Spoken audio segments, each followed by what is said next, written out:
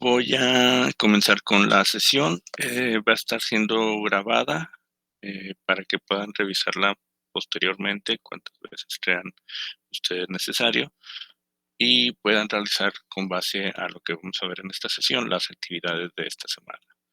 Entonces, para esta parte del curso tenemos un poquito de la tabla periódica y las propiedades periódicas.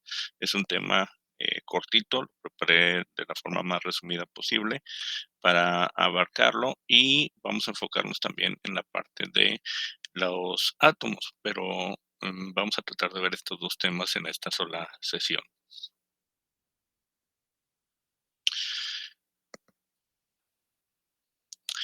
Tenemos que durante la historia se ha ido desarrollando un conocimiento que el hombre pues ha tenido inicialmente esa curiosidad de cómo pasan las cosas, por qué pasan, cómo ocurren y de qué están hechas las cosas que nos rodean. A lo largo de la historia se han descubierto diversos elementos. Actualmente tenemos 118, de los cuales 92 son encontrados en la naturaleza y los restantes son fabricados o han sido elaborados por científicos de manera artificial en algún laboratorio. Existe un curioso paralelismo en el siglo XIX entre las historias de la química orgánica y de la inorgánica, en el cual hubo un boom, hubo un gran avance en el número de compuestos orgánicos y también en el número de elementos que se describieron en este entonces. Los elementos se han buscado organizarlos para comprenderlos de mejor manera, para poder tener en cuenta cada una de sus propiedades y que éstas pues nos ayuden a comprender mejor de qué está elaborada la materia y por qué es que tiene estas propiedades cada uno de los elementos, sustancias o compuestos que podamos encontrar en ella. Wolfgang Dobereiner es reconocido como el de los iniciadores en el descubrimiento de diversos elementos.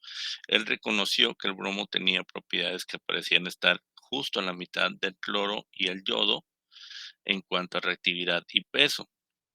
También para el calcio, el estroncio, el bario, además del sulfato, el selenio y el telurio, quien trató de organizar inicialmente los elementos en triadas, es decir, los organizaba de 3 en 3.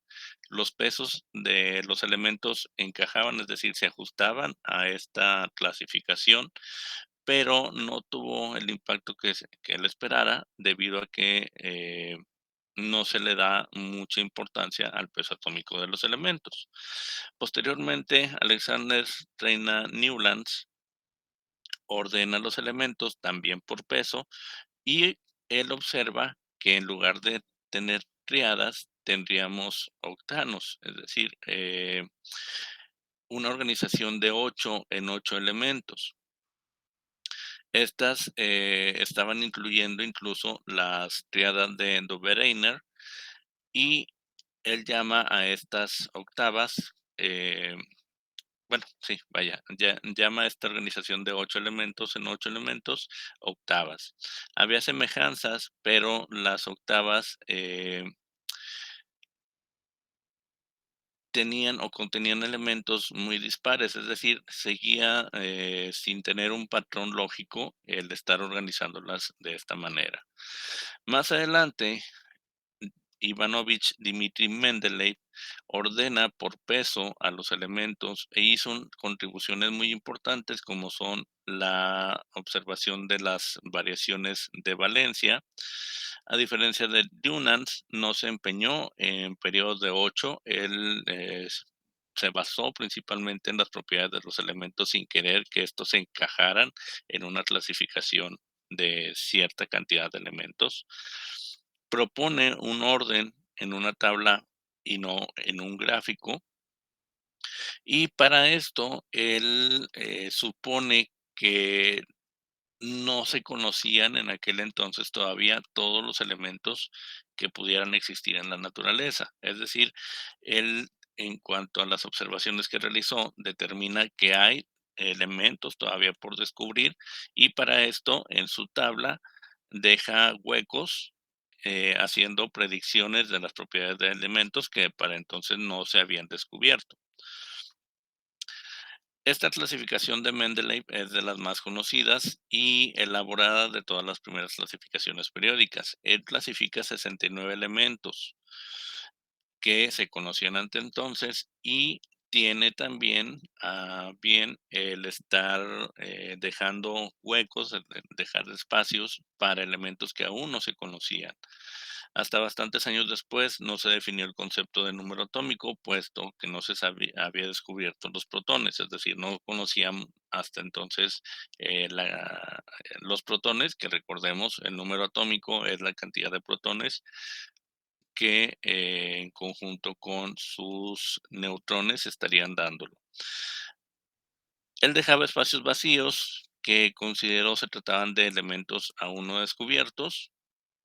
Esta es una representación gráfica de la tabla periódica corta de Mendeley y podemos observar que hay una serie de elementos que no están acomodados o ordenados en una serie determinada. Si se tienen 8 grupos, pero no quiere decir que los 8 estén completos o que se deban de completar cada uno de ellos. Por ejemplo, tenemos las series. En la serie uno únicamente, bueno, se tenía el descubrimiento del hidrógeno. En la serie 2 ya se contaba con 7 elementos.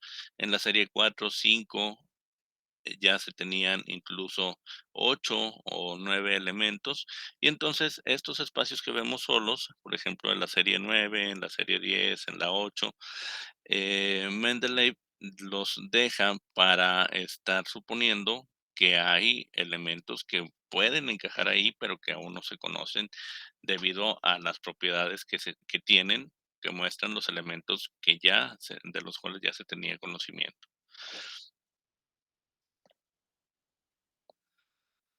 Actualmente utilizamos la tabla periódica de Moseley.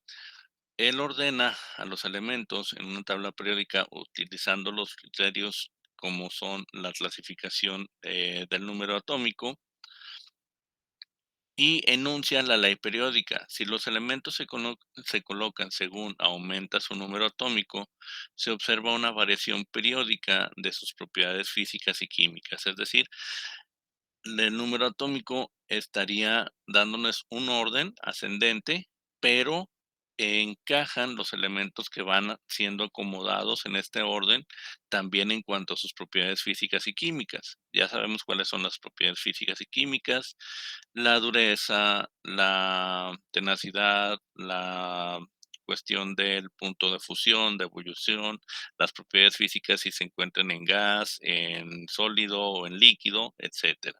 Entonces, las propiedades de los elementos varían en función de sus números atómicos. La tabla periódica actual tiene una relación directa entre el último orbital ocupado por un electrón de un átomo y su posición en la tabla periódica. Por lo tanto, en su reactividad química se conoce como la fórmula estequiométrica de compuestos que van a estar formando la siguiente tabla. Se van a clasificar en 4 bloques. Los bloques S, que son los primeros dos a la izquierda, los bloques P, que son los últimos 6 a la derecha, los bloques D, que se encuentran en el centro de la tabla, y los bloques F, que se encuentran en la parte inferior. Cada uno de estos representa el último orbital ocupado por un electrón: S, P, D y F. Se organiza también en columnas verticales denominadas grupos o familia, y para estas tenemos 18. Recordemos, al principio estábamos hablando de una clasificación de 3 en 3, después una clasificación de 8 en 8 y al final, o en la tabla periódica actual, tenemos una serie de 18 elementos. Sin embargo, en algunos se encuentra un solo elemento, vaya. Los grupos 1 y 2 y 13 al 17 son elementos representativos. El último electrón ubicado en sus configuraciones electrónicas ocupan orbitales s o p.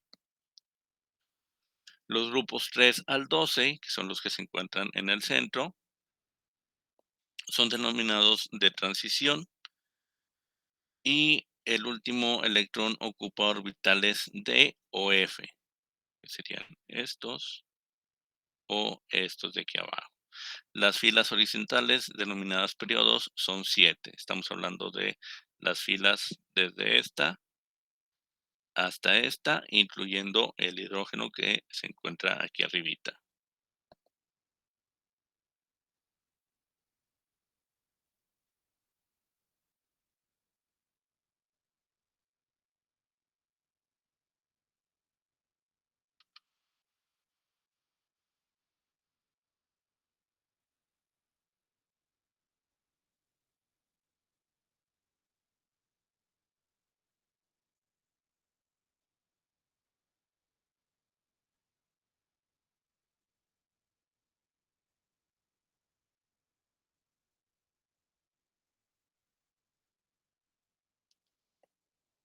Entonces, algunas propiedades periódicas de los elementos están relacionados, por ejemplo, con su tamaño.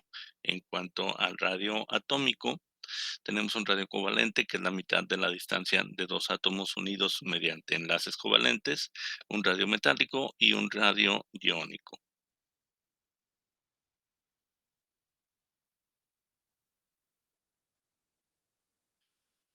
El radio atómico se define como la mitad de la distancia de dos átomos iguales que están enlazados entre sí.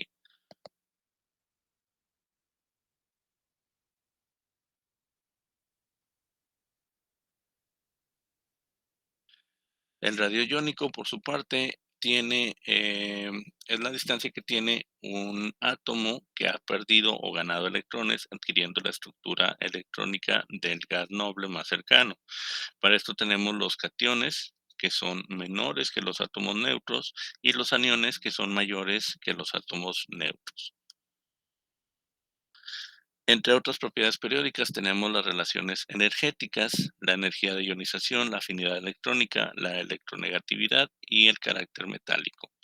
La energía de ionización es la energía necesaria para extraer un electrón de un átomo gaseoso y formar un catión, mientras que la energía de la afinidad electrónica es la energía intercambiada cuando un átomo gaseoso captura un electrón y forma un anión. Entonces, ¿cómo se llevan a cabo estas interacciones entre los átomos? Este intercambio de electrones para formar cationes o aniones.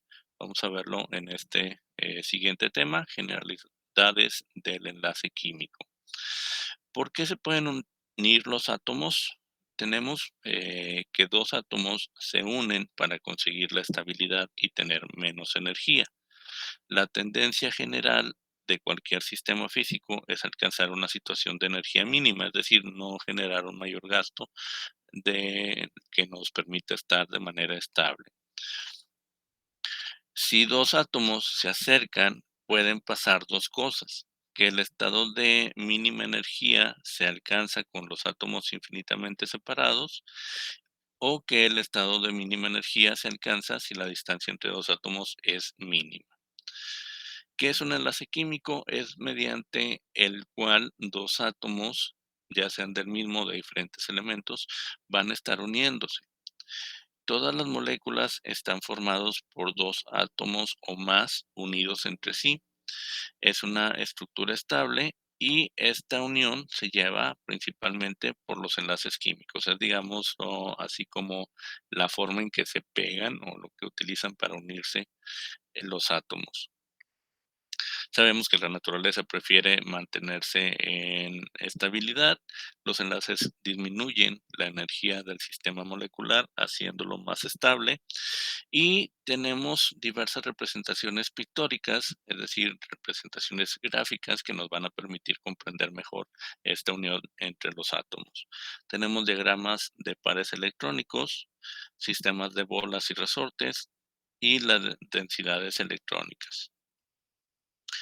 Vamos a tener, o más bien existen tres tipos de enlaces: el enlace covalente, el enlace iónico y el enlace metálico. La propiedad de la materia depende del tipo de enlace en que participa su estructura. Para los enlaces de tipo covalente tenemos tres: los enlaces covalentes simples. Aquí tenemos en este ejemplo dos moléculas de cloro que están unidas por un enlace covalente simple, es decir, un electrón con otro. Enlaces covalentes dobles, dos moléculas de oxígeno que están unidas por dos enlaces entre los dos electrones de sus orbitales más externos. Y los enlaces covalentes triple, por ejemplo, en el nitrógeno, que se encuentran unidos por tres enlaces en tres de sus últimos electrones. ¿Qué propiedades les brinda estos enlaces iónicos y covalentes a la materia? Principalmente en cuanto a la propiedad del punto de fusión, solubilidad y conducción. Los enlaces iónicos van a estar formando sólidos a temperatura ambiente y altos puntos de fusión. Los enlaces covalentes, por su parte, van a estar formando gases, líquidos y sólidos de bajo punto de fusión, es decir, se va a necesitar menos energía para poder separar sus átomos. La solubilidad en los enlaces iónicos están dándole una solubilidad en agua a los compuestos, mientras que los enlaces covalentes los hacen insolubles en agua.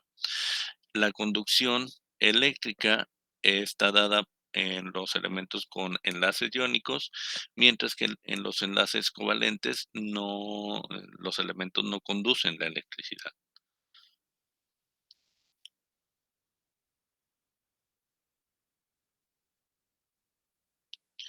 Y bien, hasta aquí tenemos el tema de esta semana. En la siguiente sesión vamos a revisar la parte de nomenclatura UPAC y común de los compuestos inorgánicos. Les dejo en breve la grabación de esta sesión para que puedan consultarla y realizar sus actividades. Nos estamos viendo en la próxima sesión. Que tengan una excelente semana. Nos vemos el próximo martes.